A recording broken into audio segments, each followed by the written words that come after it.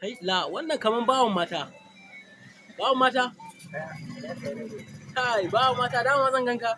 A'a ba to me yasa ba za ka ganni ba? Kai gaskiya na ji daɗi ina ta ji ana bawan mata bawan mata bawan mata. Wai amma yaushe fim ɗin bawan matan nan zai fara fita ne? Allah sarki ina godiya. Insha Allah bawan mata yana kan hanya. Ya kusa zuwa. Ya kusa zuwa dai. Insha Allah ka san muna ɗaukan shi ne. Gaskiya. Gaskiya ni ina matuƙar son shirin nan na bawan mata.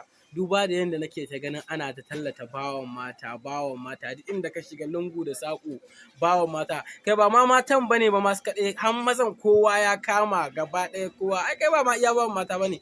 Bawan maza da mata ne kowa da kowa gaba ɗaya kawai. Wallahi ni ya bawan mata ne kawai. Ni mata ni bayan su ne. Duk inda mace take so zan goya ta in ma goya ta kama ta tafi inda take so. Saboda haka mata ni taku ne, ni da ku akwai amana kuma saboda haka lallai ku ci gaba da bi na a YouTube channel ɗina mai suna Gwanki TV. Wallahi nan ne zan rika ɗora muku bawan mata insha Allah.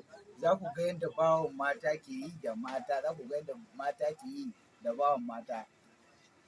Kada ku bari a baku labari ba. To shikenan. Duk mai buƙatar bawan mata, to lallai da ya je Gwanki TV an gama kawai zai ga bawan mata. Ku dai ku je ku yi subscribing ku danna ƙararrawa domin da zarar na ɗora muku bawan mata sai da ku je ɗulum. Ya. To shikenan. To yanzu me babban saƙonka zuwa ga mata a game da kai bawansu?